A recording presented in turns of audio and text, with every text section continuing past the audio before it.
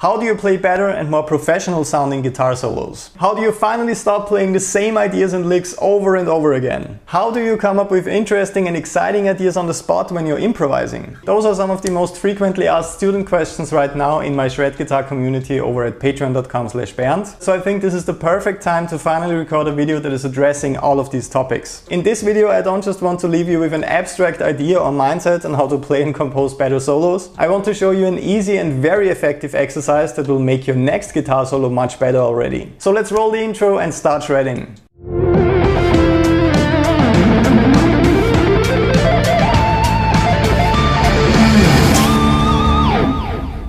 So to establish a practical context, we first need a riff that we will shred over today. This is the idea that I came up with for this lesson based around the key of C minor.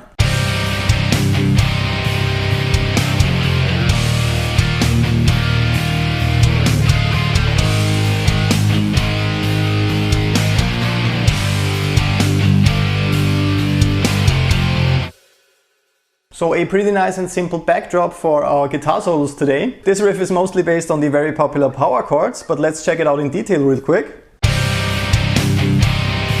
So first we have a basic C minor chord voicing, and I'm adding the perfect fifth G once again on the bottom of the chord. That always sounds great with distortion and we get a big sounding chord right in the beginning. For this one I'm not just playing the power chord, I'm also adding the minor third E flat on top. That way I just get the basic sound and flavor of minor on the tonic chord right here instead of just playing the bland power chord. Up next I'm just quickly sliding down to the F power chord. This one just serves as a small transition to the next chord. Here I'm basically just thinking an E flat power chord and I'm adding the perfect fifth B flat on the bottom of the chord once again. Just like with the voicing in the beginning, it makes the chord a bit bigger. And I'm also adding the ninth F on top to make it more interesting. Then I'm going to a D diminished chord to introduce a bit of dissonance. In the key of C minor I'd actually have a D half diminished chord on the second scale degree, but with metal and rock riffs it's just a bit more common to work with the diminished seventh chord right here, borrowing the note B.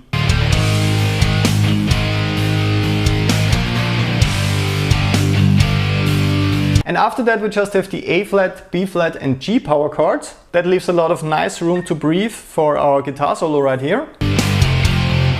And then I'm sliding down to the F power chord before the entire thing would start again. As always, you can download the detailed tabs and guitar profiles for this riff on my Patreon page, patreon.com/Bernd. On there I'm constantly uploading the tabs, guitar profiles, practice backing tracks and video play alongs for these YouTube lessons. And I also have a VIP club on there in the form of a secret and hidden Facebook group. That way I can personally interact with the students on there. We will get to the very important trick and exercise I want to show you very soon, but first let's quickly lay down the foundation for this lesson. Let's talk about two very common approaches that I hear from my students when I ask them to play a guitar solo over that. Maybe you can identify with this, let me know in the comments if those two examples sound familiar to you. The first very common approach would be thinking, well, this riff is in the key of C minor and I know this one minor pentatonic scale box, the A minor pentatonic scale in this position on the fretboard, and I could just move it to the key of C minor and play all the licks and tricks that I learned so far in this scale box. Here's a demonstration of how that could sound like over today's riff.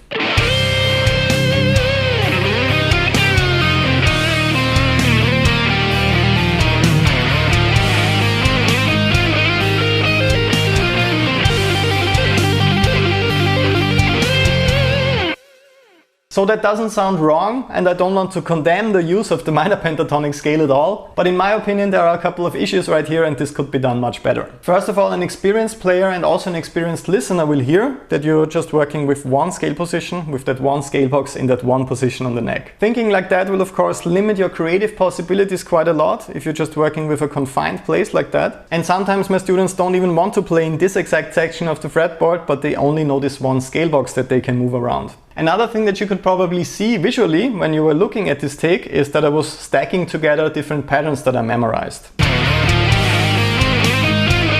So for example right here with the slides, that's one idea I might have picked up from a video or a book and then just applying it to that scale position. That lick in triplets with the pull-offs I'm playing right here is also quite popular, I think. And this kind of pentatonic style shred lick is particularly popular, and I don't think that this is the first time you ever heard it. So it kind of ends up sounding a bit predictable and boring when you just stack those building blocks together. And the final thing I have to criticize with this take is that I wasn't paying attention to the riff in the background, to the changing chords. And this is also very important concerning the second approach that I want to show you, that I hear quite often, especially from myself. When you work very hard on different techniques like fast alternate picking licks in 3-note per string scales, or legato licks, or sweep picking arpeggios, of course you also want to show off these skills in your guitar solos here and there. So sometimes you end up only thinking in the C minor scale all across the neck and playing as fast, as complicated as possible. Here's how that could sound like.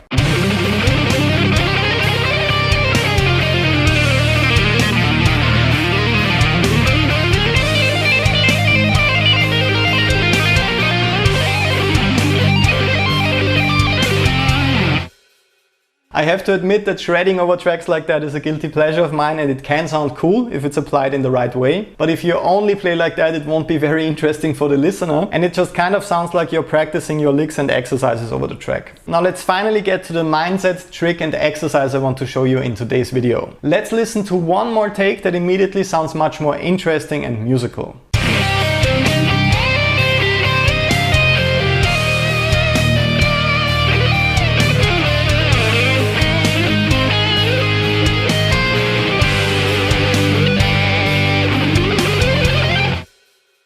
For me personally, and to my ears, it finally sounded like I was playing with the music and not just something that's simply stacked above the music or even playing against the music. The reason for that is that I was just simply working with basic triad voicings to really accent those interesting chords correctly. Triads are insanely helpful when you're writing guitar solos, and especially when you're improvising. This is something that's overlooked so often since we're just so focused on learning the next exotic scale or sound. And the most creative, interesting and musical solutions often lie hidden within the absolute fundamentals when it comes to guitar playing. Before we get to the exercise that I want you to practice from now on to improve your guitar solos, let's check out this final take step by step and figure out why it sounds so great.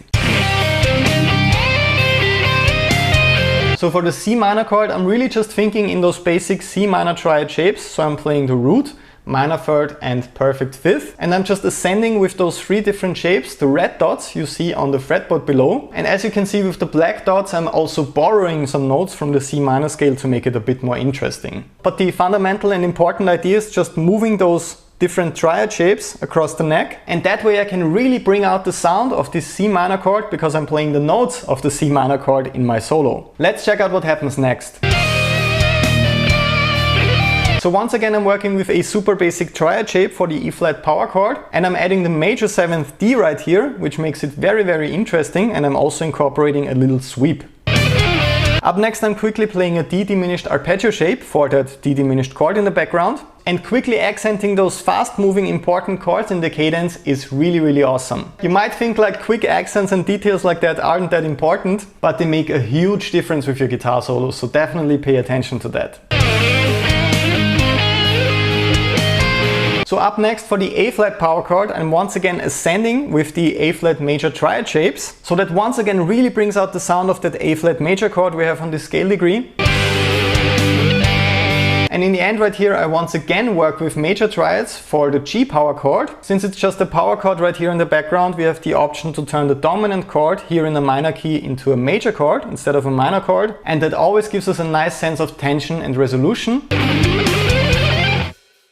And in the end I was just playing a super quick harmonic minor scale run to also add some shredding to this take. So overall I hope you agree with me that this take sounds very interesting, melodic and musical. So let's finally discuss the exercise that I want you to practice to memorize those major and minor triads across the neck. When you work on this one, it will be easy to memorize and to utilize those minor and major triad shapes in a practical context when you're writing your next guitar solo or when you're improvising your next guitar solo take. Let's check out one repetition of the exercise real quick before we check out the details on how to practice this every day.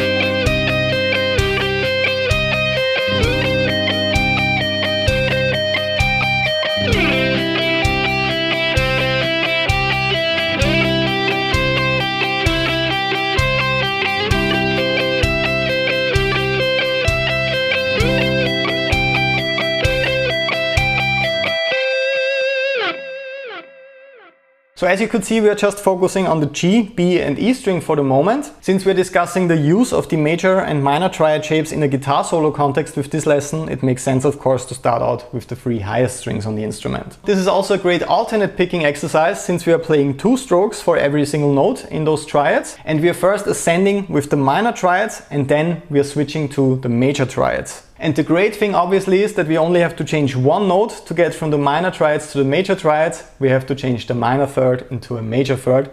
The rest stays the same, the root note and the perfect fifth. So you really make sure to understand and visualize this connection correctly when you're practicing the minor and the major triads in one workout. When you're practicing this workout, I also want you to memorize the notes that you're playing with each triad shape, because you need to remember where the root note, third and fifth are located, so that you can quickly use and visualize those shapes for the correct chords when you're improvising or writing guitar solos. As a bonus for all Shred Guitar community members on Patreon, I also recorded some video play-along files once again in different tempos. By downloading these really helpful video play-along files, you can practice together with me in your next practice session, and you can quickly and systematically learn the major and minor triads all across the neck by working with those video play-alongs. Of course, and as always, I also made sure to add some scrolling tablature to those videos. That way you can easily memorize those shapes and keep a good overview over the fretboard when you're practicing. So I really hope that this lesson and the use of major and minor triads will really spice up your solos from now on. Remember to leave a like if you enjoyed this lesson and if it was helpful for you, and a comment in case you have any further questions for me. And also don't forget to download all your files for this lesson on patreon.com/Bernd. I hope I see you again in the next video lesson. All the best and have a lot of fun working on this until then.